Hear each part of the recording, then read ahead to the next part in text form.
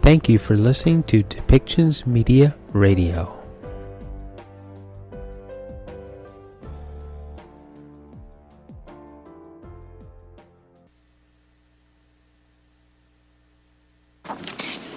Bon après-midi. Merci de vous être joints à nous. Good afternoon. Thanks everyone for being here. Today, I am joined by my colleagues, Minister Mary Ng, Minister Anita Anand, and virtually from Thunder Bay, Minister Patty Hajdu. Since the onset of the COVID-19 pandemic, we have constantly adapted, as we must, to address this ever-evolving crisis. We recognize the challenges Canadian businesses face today are not the same as those they faced in March. Many have now reopened. But because they are doing the right thing, and because Canadians are doing the right thing, many businesses, including small businesses, can't operate yet at full capacity. One of our first actions was to introduce the Canada Emergency Business Account, or CEBA. CEBA provides interest-free loans of up to $40,000 to eligible small businesses and not-for-profits to help cover their operating costs, including rent, utilities, insurance, and, crucially, wages. These loans are fully funded by the Government of Canada.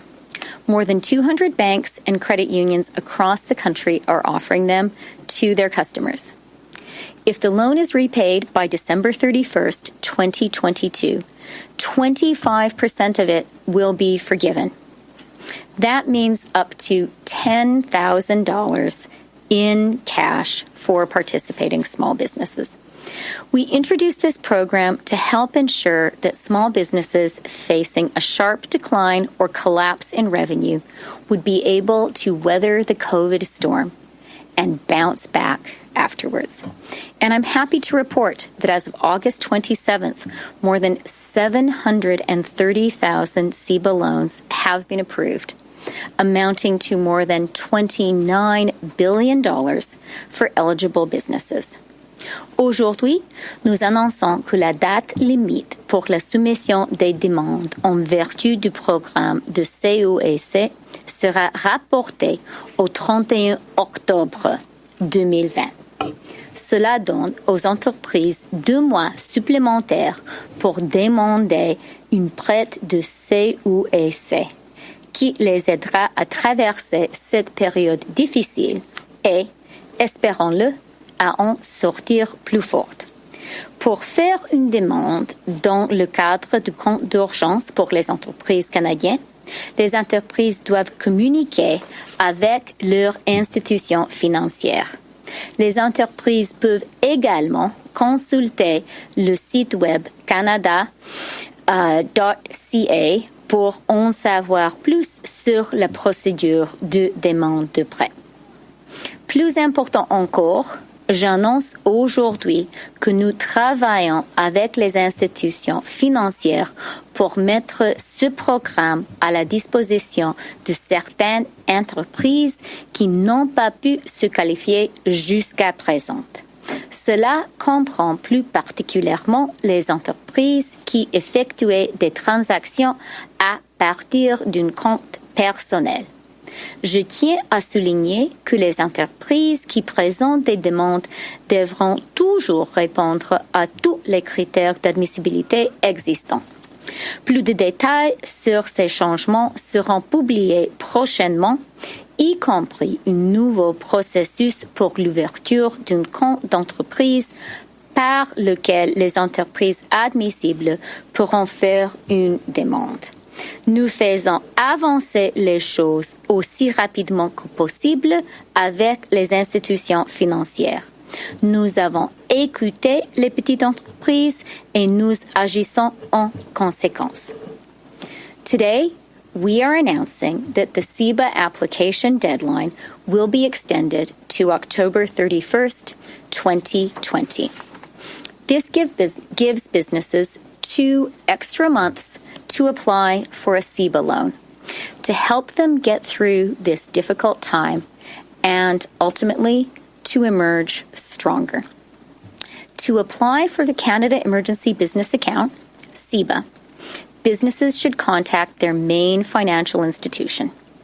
Businesses can also visit canada.ca to learn how to apply.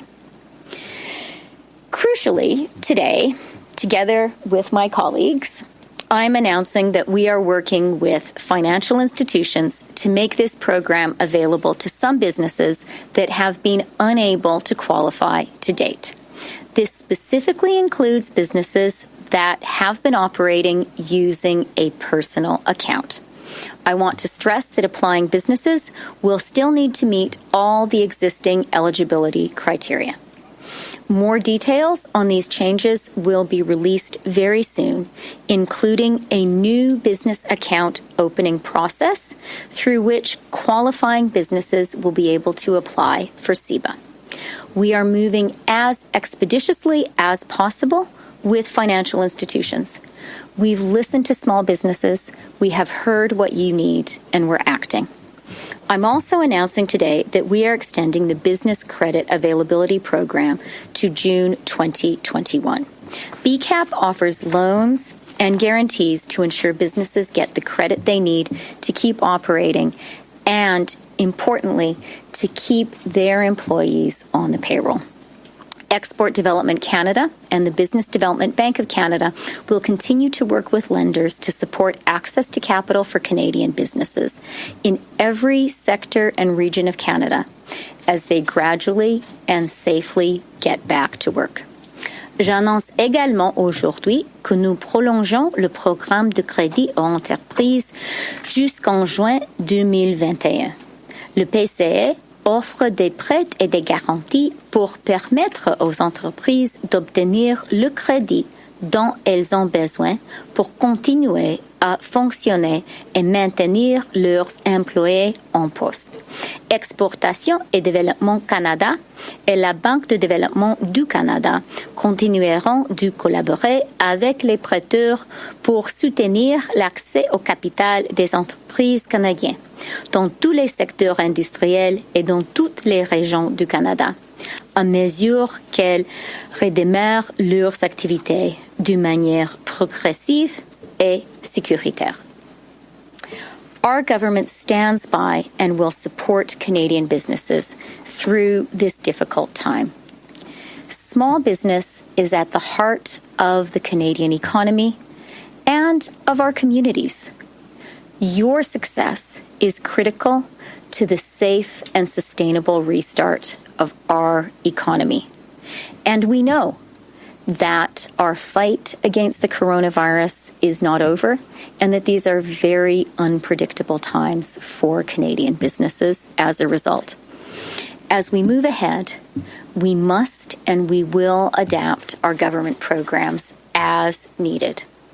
We are committed to supporting small businesses and to listening to small businesses to hear exactly what it is you need. We will do whatever it takes to keep Canadians and the businesses on which our jobs, our livelihoods depend, healthy and solvent, so that together we can emerge from this crisis stronger than ever. Okay, now we will also hear from our Minister of Small Business, Export Promotion and International Trade, my colleague, Mary Ng. After that, we're going to hear from the Minister of Public Services and Procurement, Anita Anand, and by video link, our Minister of Health, Patty Hajdu. So, Mary, over to you. Thank you so much, Deputy Prime Minister. Good afternoon, everyone. Bonjour tout le monde. As always, I want to begin by speaking directly to our business owners and our entrepreneurs. And I know this has not been an easy time for you, and yet through all of it, you have shown resilience and patience. You've made incredible sacrifices through worry and in the face of the unknown, temporarily closing your doors to keep more Canadians safe and adapting your business models to keep as many employees on the payroll as you possibly can. You've created the tools to help our frontline healthcare workers take care of more patients safely. You've donated meals to the ones who are on the front line. You've shifted your businesses online. You've come up with creative solutions through these uncertain times to meet the needs of your customers. Vous êtes au cœur de nos communautés et le moteur de notre économie. I'm listening to you. We are all listening to you. And we are working hard to create the kinds of supports you need now and those that you're going to need on the road to recovery. From the very beginning of this pandemic, we heard that you needed help with liquidity and with cash flow. And over the last few months, we've brought in a wide range of lending supports, including the $40,000 interest-free CEBA loan that the Deputy Prime Minister and Finance Minister just spoke about. We have seen over 730,000 business owners benefit from this so far, including many sole proprietors and business owners who depend on contractors, but we know that there are more business owners and entrepreneurs who will still need our help. So we've been listening, and we know that this support is going to be crucial for small business owners as we begin to rebuild our economy. That is why today we are extending the support through to the end of October. And then to help our larger businesses with higher operating expenses, on the same road to this recovery, we, of course, created the Business Credit Availability Program, or otherwise known as BCAP. These are loans that go up to $12.5 million, and for mid-market businesses, loans that go up to $60 million. And today, as you heard from the Deputy Prime Minister, we're announcing that these loans, which also are available through your financial institutions, are being extended through to the end of June of 2021. And for small business owners and entrepreneurs who are operating out of their personal bank accounts as opposed to business accounts, we're working closely with the over 200 financial institutions from across the country to make sure that you get the support, and we'll give you those details in the coming days. Nous avons parcouru un long chemin et nous avons de quoi être fiers en tant que pays, en tant qu'équipe, Canada. But for Canada to truly lead in the post-COVID world, we will continue to support you, our business owners across the country, as we rebuild. This is going to be crucial. This has not been easy. I know that. And the road to recovery is going to take just as much grit and resilience from all of us, and certainly from our small businesses whom I've had the pleasure of speaking with, working with from coast to coast to coast. And as we continue to rebuild and to recover, I want you to know that we're going to continue to listen, and we will continue to work with you. We will continue to take the bold action that is needed to support you on this road to recovery every step of the way.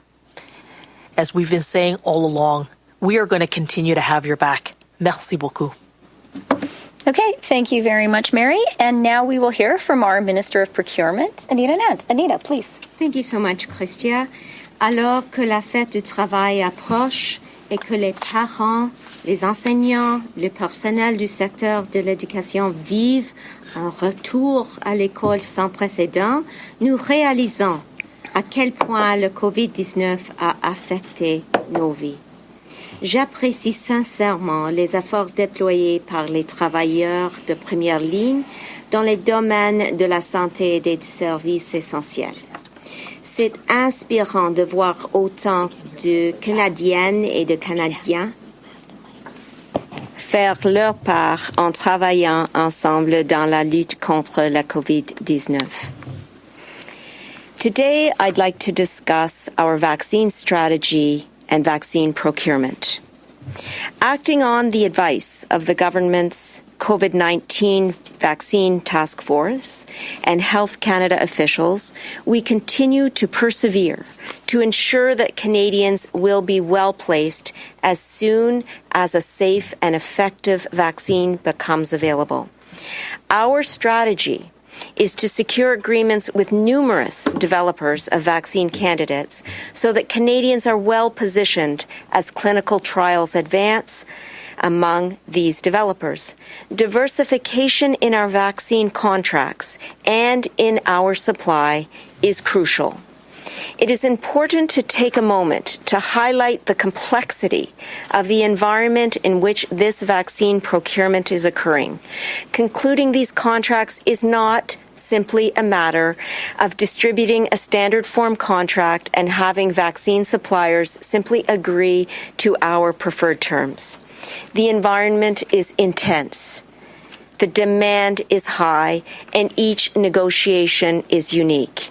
We must take into account the science as well as the doses, price, manufacturing, and finishing parameters of each vaccine. What this means is that we are announcing the agreements and the details of these agreements separately. We have been and continue to act aggressively with tenacity and determination in order to be able to make announcements about our vaccine procurements. Our efforts are producing results. We are investing in a diverse portfolio of vaccines to ensure that as the science progresses, Canadians have access to a safe, effective, and proven vaccine. Recently, I announced the Government of Canada's agreements with Moderna and Pfizer to acquire their respective vaccine candidates. Specifically, the agreement with Moderna gives Canada access to up to 56 million doses of the vaccine. And the agreement with Pfizer provides access to a minimum of 20 million doses, and we are in advanced negotiation with Pfizer to add options for more. Today, I am pleased to announce that Canada is adding to its portfolio of potential vaccines through the signing of agreements with Johnson & Johnson and Novavax. The agreement with Johnson & Johnson will provide Canada with up to 38 million doses of its vaccine. The agreement with Novavax adds up to 76 million doses. Aujourd'hui, j'annonce que le Canada fait un ajout à sa gamme de vaccins potentiels grâce à la signature d'entente avec les compagnies Johnson & Johnson et Novavax. L'entente conclue avec Johnson & Johnson nous donnera accès à un nombre de doses pouvant aller jusqu'à 38 millions. L'entente conclue avec Novavax nous procure 76 millions de doses supplémentaires. Notez bien, all vaccine candidates must undergo successful clinical trials and receive Health Canada authorization prior to being distributed to Canadians. We now have access to 4 potential vaccines and have secured a guaranteed minimum of 88 million doses, with options for an additional 102 million doses at Canada's discretion for a total of 190 million doses. Canada is actively pursuing additional vaccine candidates, and I will be back to you and to all Canadians with more details on these additional contracts in the coming weeks. Our government has remained proactive so that we are prepared to protect Canadians who choose to be vaccinated. Now, in addition to the vaccine candidates themselves, we are also procuring supplies that will be needed in the manufacturing and packaging stages of vaccine production in Canada. This includes the materials needed to support safe and effective immunization, such as syringes, needles, and alcohol swabs. Also, today, I am pleased to announce that we have procured 3 fill and finish vaccine systems from VanRx based in Burnaby, British Columbia. These systems are the last portion of a vaccine production line which allows vials to be filled and finished without human intervention, thus allowing a rapid rollout of vaccines while minimizing waste. In short, when a vaccine is ready, Canada will be ready. Bien entendu, cela ne constitue pas la fin de notre travail au-delà du développement continu, des essais ainsi que de la fabrication et de la distribution de millions de doses à travers le pays. Ces vaccins devront également recevoir l'approbation réglementaire de la part de Santé Canada. Ces étapes prendront du temps, mais elles veilleront à ce qu'un vaccin sécurité et efficace soit accessible à toute la population canadienne. In closing, Today's announcement about additional vaccine procurements is yet another critical step in Canada's response to the COVID-19 pandemic, placing Canadians at the front of the line for a vaccine. Les Canadiennes et les Canadiens peuvent être assurés que nous continuerons de faire tout notre possible pour les garder en santé et en sécurité. Je continuerai de vous garder au courant de nos progrès à mesure que nous allons de l'avant. Nous devons, pour le bénéfice de toutes les Canadiennes et Canadiens, explorer toutes les possibilités pour les vaccins et c'est exactement ce que nous continuerons de faire. We owe it to Canadians to explore every option for vaccines, and that is exactly what we will continue to do. I will now turn to my colleague, Minister Hajdu, who will tell you more about the way forward. Merci beaucoup, Megwetch. Thank you. Take it away, Patty. Thank you very much, colleagues, and Minister Anand, Deputy Prime Minister. Well, listen, with the progress that we're making on procurement, which I am so grateful to my colleagues for their hard work, today I'd like to speak about the importance of vaccination. We know that vaccination is the most effective way to prevent the spread of infectious diseases, whether it's childhood illnesses, seasonal flu, or a new virus like COVID-19. And despite vaccines saving lives worldwide, we also know that some people worry about the safety and effectiveness of vaccines, especially when it comes to new vaccines. So I want to be very clear. Health Canada will not authorize a vaccine unless scientific evidence demonstrates that it is safe and effective. Before any vaccine is authorized for use in Canada, it is subject to thorough assessment by Health Canada, and this will not change for COVID-19 vaccine. Now, typically, vaccine development takes several years because of the complexity and the significant investments that are required, both from a financial perspective, but also from a time perspective. However, in the response to COVID-19, we're seeing global vaccine candidates being developed at an unprecedented speed. And significant resources and investments have been made globally to mobilize key resources and respond to the urgent need that we see worldwide. But even in this accelerated environment, Health Canada officials are working around the clock to ensure Canada is well prepared once a safe and effective vaccine becomes available.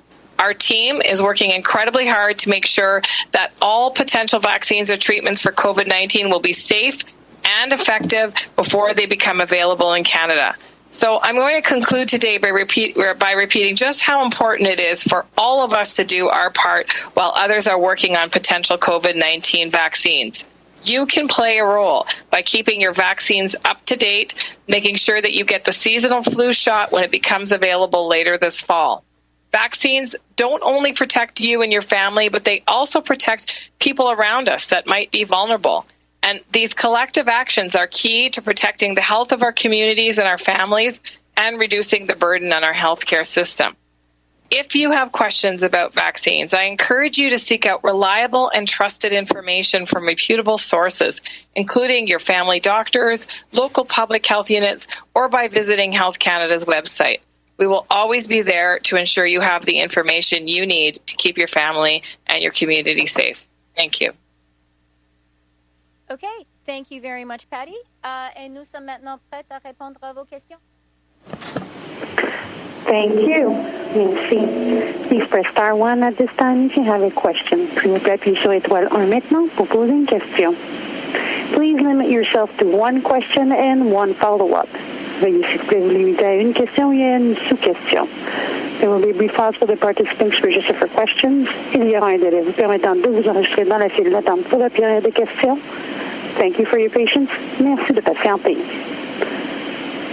Our first question is from Mia Rapson from the Canadian Press. Please go ahead. La parole est à vous. Hi, my first question is for Minister Freeland. The announcement today of the extension of CEBA, or the application through CEBA, it sounds like small businesses are happy to hear that, but they are anxious to know if there's going to be any changes made to the rent relief program, if it will be extended or if it will be expanded in any way. I'm wondering if you could speak to that at all. Okay, I'll make a few comments, and then I think Mary might have a few things to say also.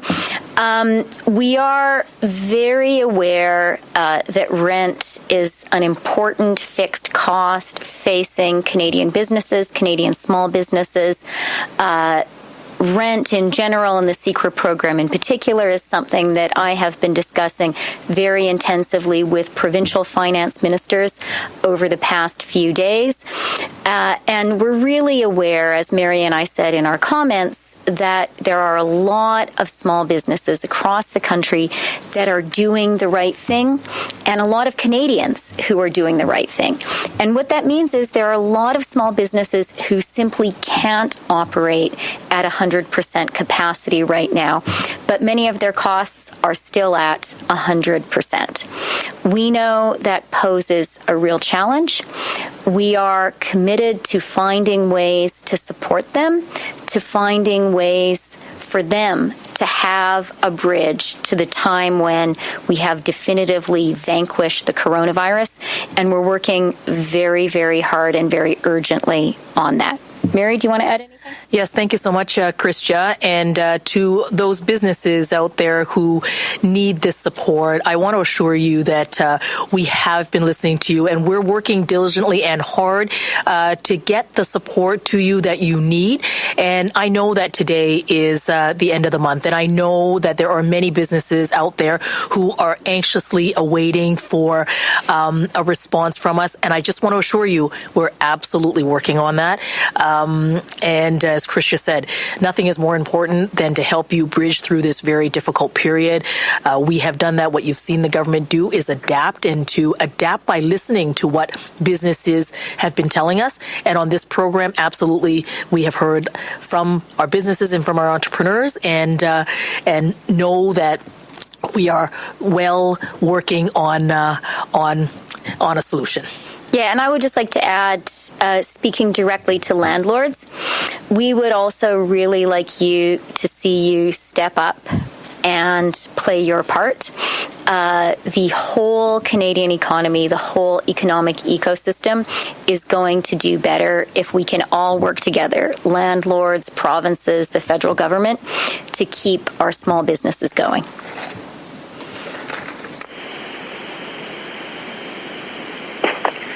And my second question, I think, is for Minister Heidi. You talked about the need to convince Canadians of the safety of vaccines.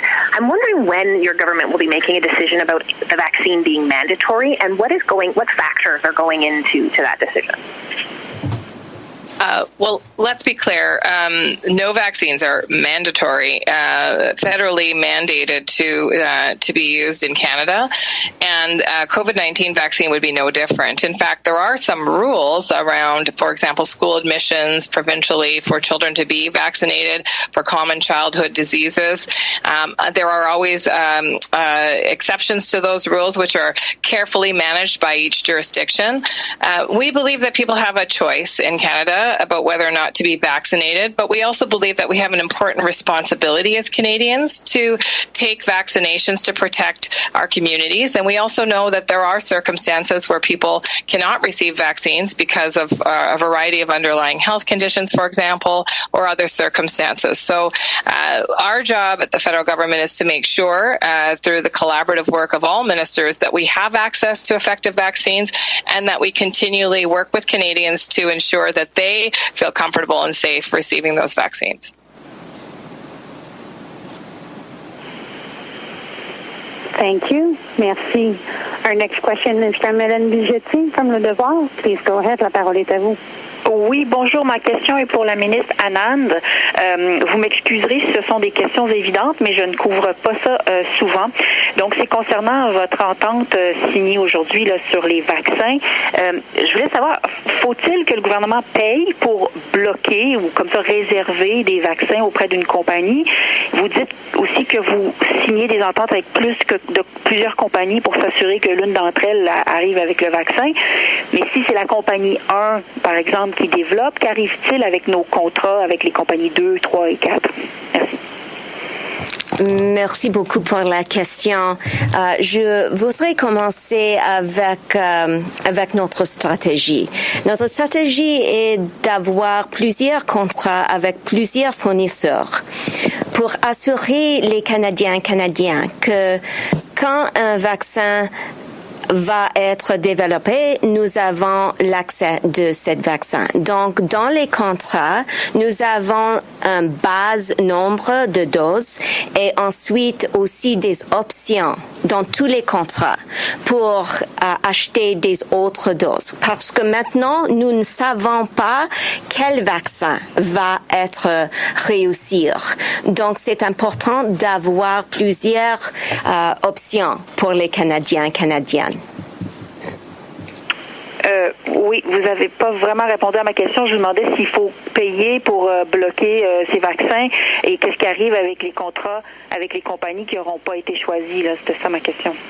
Non, il y a des détails que j'ai déjà donnés à vous aujourd'hui, mais nous sommes en négociation avec des autres fournisseurs aujourd'hui et dans les semaines prochaines. Donc, ce n'est pas prudent pour moi de expliquer tous les détails aujourd'hui, mais la prochaine fois que je vais vous parler, j'espère que je peux vous donner ces détails aussi.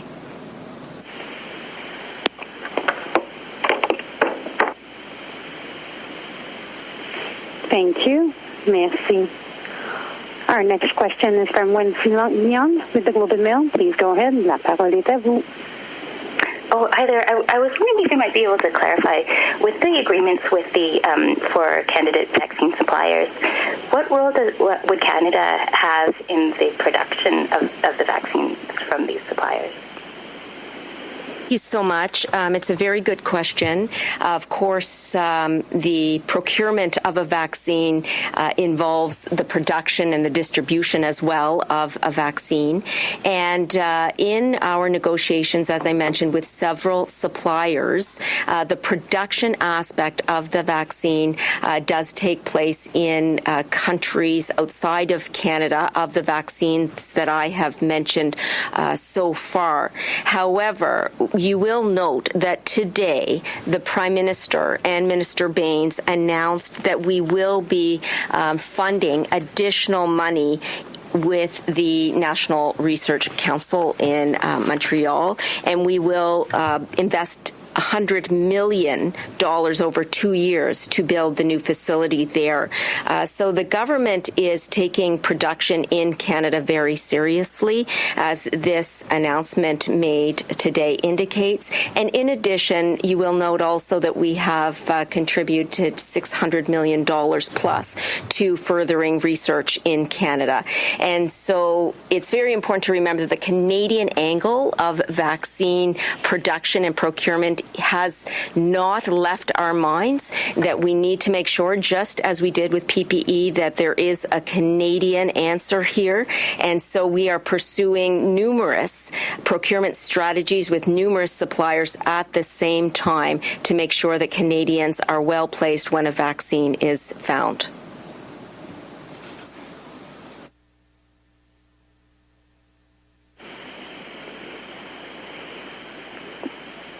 Thank you. Merci.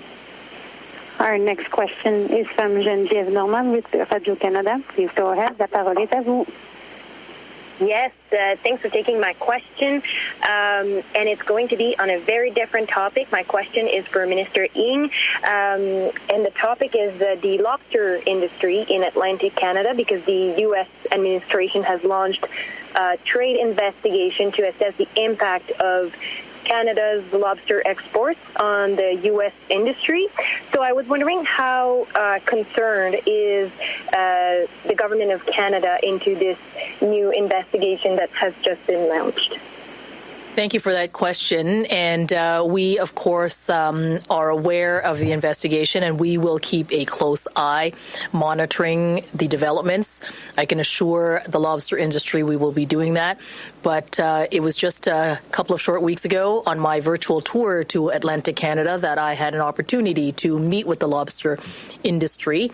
And in our conversation, We talked about a range of issues, one of which is the access to the market in CETA that the lobster industry, but frankly, all Canadians have greater access to about 500 million new customers through the CETA. And it's great that I get to sit here next to the Deputy Prime Minister and the Finance Minister, who had a little something to do with that agreement. But suffice it to say that we will always defend our Canadian industries, our businesses, and certainly the lobster industry can count on our government to keep working for you. Thank you. Thank you. Merci. Our next question is from Mike Lécouteur with the Global National News. Please go ahead. La parole est à vous. Hi, my first question is for Minister Anand. I just wanted to know, you mentioned how difficult it is in these negotiations. We also learned that we lost out on the Cancino deal. What can you say to Canadians, though, to reassure them that we won't be at the back of the line for a vaccine, seeing as how a number of other countries have already announced these types of agreements, and the agreement that was announced today, one of them anyways, is of a stage 2 vaccine, where others are already, much further ahead at stage 3. Question. I want to begin by indicating that the 4 vaccine procurement contracts that we have announced to date are significant in that they ensure that Canada is going to have access to millions of doses of vaccines when they are developed. Of course, as you suggest, each vaccine company is undergoing its own stages of clinical trials, and that reiterates the importance of our strategy, which is to ensure that we have multiple contracts in place with multiple suppliers, because at this stage, no one knows which vaccine is going to be successful. Therefore, we need to have many options on the table for Canadians. And I will assure you that we are not on a frolic of our own in this decision-making, that our procurements are following the advice of the Vaccine Task Force, as well as Health Canada and our Minister of Health, and we will continue to procure vaccines from multiple suppliers so that if there are vaccine developers who are unsuccessful with their candidate, we have other options available for Canadians. And in addition, we have options in those contracts to procure even more vaccine doses for Canadians should that need arise. And just as a follow-up, I'd like to ask Minister Hajdu, your government has had a hard enough time trying to convince people to wear a mask. How are you going to convince people to take a vaccine? Well, thanks for the question. As a matter of fact, we have actually the majority of Canadians understand the value of vaccines. And, we don't see the same kind of vaccine hesitancy that we see in other countries around the world. And so we're starting from a base of Canadians that, in fact, understand the value of vaccination, understand the importance of protecting themselves, their families, their children, and their communities. Of course, Canadians will have questions about new vaccines, especially in the context of COVID-19. And I think it's very important that we continue to communicate with Canadians like we are today, every step of the way in terms of vaccine production, procurement, Canadian production of vaccines, the research that's going along with it, and ensuring that we have an ongoing and robust communications approach with Canadians so that they can get all of their critical questions answered. This is a very important question because, in fact, it speaks to some of the misinformation that's purposely disseminated online and through social media to frighten people about vaccines. And that's why it's so important that Canadians use credible sources when they're looking for information about this vaccine and any other. And we'll continue to do that hard work of communicating with Canadians in a variety of different ways so that they have access to credible information that can protect themselves and their families.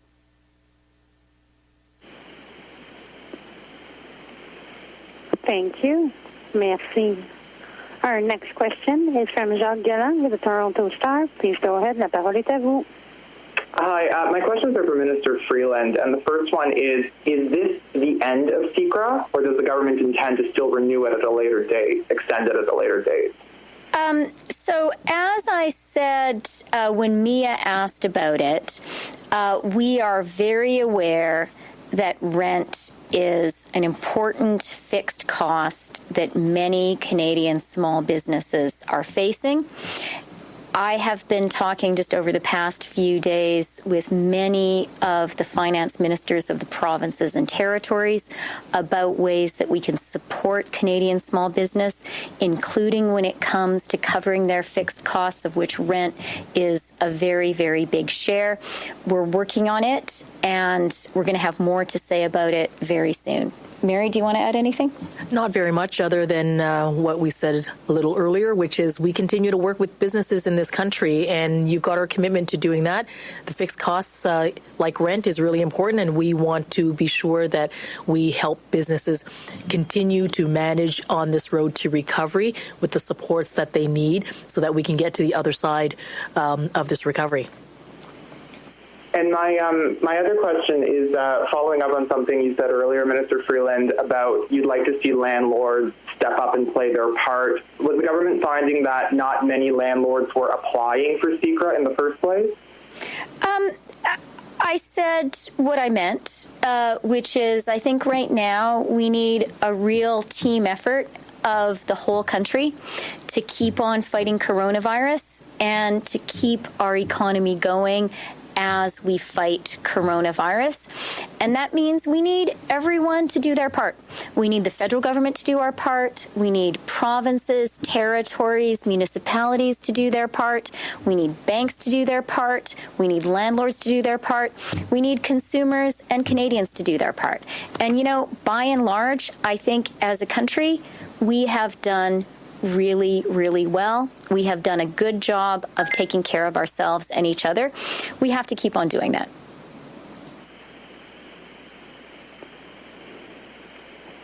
Thank you. Merci. Our next question is from Tom Perry with CBC News. Please go ahead. Hi. My first question is for Minister Anand. Minister, can you just explain, you were talking about Canada being at the front of the line when a vaccine is developed. Can you just explain how does that work? I mean, once a vaccine is developed, who decides who gets it first? And I guess, is Canada at the front of the line, the middle of the line? Where do we stand? The important point to remember is that the mere existence of these contractual arrangements places Canada well ahead of most countries. That's the first point. The second point is within the contracts that we are negotiating, we have built-in delivery dates as early as first quarter of 2021. In some cases. And I will say that those delivery dates, of course, are contingent on the big if, which is that we need to make sure that the vaccine is ultimately successful.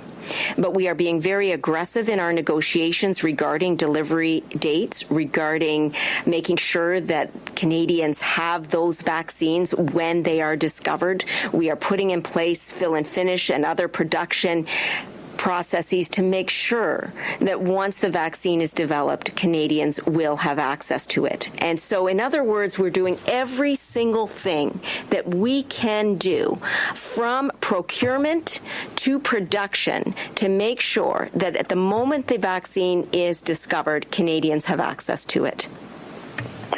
And Minister Haidu, if I could ask you, you're talking about trying to persuade Canadians, convince them that this vaccine is safe. Is there, I guess, a level of uptake? How many people have to agree to take the vaccine before it becomes effective in bringing the pandemic under control?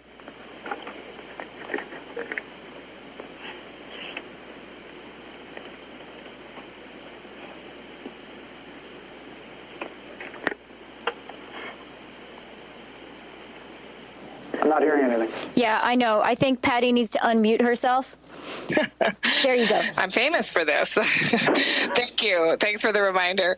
I got so excited about the question, in fact, that I just started talking. But it's a really important question because it speaks to the notion of herd immunity, which obviously most people use and have heard about. But ultimately, at the end of the day, the more Canadians that are vaccinated, the better vulnerable people are protected. Because, in fact, that's the premise of herd immunity, is that those that can become vaccinated so that we can actually protect vulnerable people with, for example, immune systems that are compromised, newborns that may not be able to receive the vaccination, children that have underlying health conditions that are unable to be vaccinated, and the list goes on. So, what we're looking for is a safe and effective vaccine that can be rolled out in an ethical way. We're very grateful for the work of NACI, who will a Canadian organization that will help us prioritize how to vaccinate and who to vaccinate.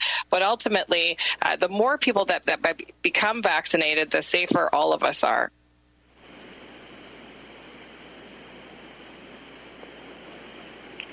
Thank you. Merci. Our next question is from Tom Blackwell with the National Post. Please go ahead. La parole est à vous. Thank you very much. This is a question for Minister Anand. It's sort of a follow-up to the last one. It seems like of the agreements that you've made with various pharmaceutical companies, the vaccine candidates made by Pfizer, Moderna, and Johnson & Johnson would be sort of at the most advanced stage in terms of the trial process. With those vaccine candidates, several other countries have already made similar deals. Are we going to have to wait until they have received their vaccine? And if so, I know you talked about delivery dates as early as the first quarter. Can you be more specific about, sort of best case scenario when we might start receiving doses of vaccines from those companies, I guess? So I think what you would really like is for me to have a crystal ball so that I can tell you which vaccine is going to be successful and which timeline we would be able to proceed on. But of course, what we are doing as a strategic option for Canada is to make sure that as soon as a vaccine is developed, we are at the front of the line for Canada. And the fact that there have been other agreements previously negotiated in other countries does not mean that the delivery dates in our contracts are negated. In fact, it's quite the opposite. We've been very aggressive about delivery dates in our contracts. We've been very aggressive about the need to get these vaccines to Canada when they are discovered. And we will continue to work with our suppliers, with whom we have a very strong relationship, to make sure that delivery occurs when a vaccine is developed. So one company that you have not yet made an agreement with is AstraZeneca, which is working with the Oxford University vaccine, which many experts consider to be sort of the most promising and certainly most advanced at this point. I understand you are in talks with AstraZeneca. Can you give any sense as to where that stands? And again, I mean, AstraZeneca is saying that they hope, if the vaccine passes phase 3 trials and gets approved, that they hope to be able to start, delivering vaccine as early as the end of this year. Where does Canada stand with that vaccine candidate, and how soon might we have access to that? Okay, well, thank you so much for that specific question. I will say that on a general level, we are continuing negotiations with a number of additional leading vaccine developers to ensure that Canadians have access to a safe and effective and proven vaccine candidate, and that no vaccine will be made available until Health Canada approval has occurred. In terms of AstraZeneca, I spoke with them on Friday morning, just that recently, and have been speaking with them regularly. We are in the final stages of our negotiations with that company, and we hope to have more to say in the future. I will say that it's very important, though, to remember that there is no silver bullet to a vaccine candidate. We must make sure to procure from multiple suppliers to ensure that Canadians have access to the ultimate successful vaccine candidate. Thank you. Merci. There are no further questions registered at this time. Nous n'avons plus de questions pour le moment. This concludes today's conference. Please disconnect your lines at this time, and we thank you for your participation. La conférence est maintenant terminée. Veuillez s'il vous plaît raccrocher votre ligne et merci à tous les participants qui se sont joints. Okay, oui, merci tout le monde. Merci pour les questions. Thanks, Patty. Nice to see you, albeit on the screen. Merci beaucoup. See. This show has been produced by Depictions Media. Please contact us at depictions.media for more information.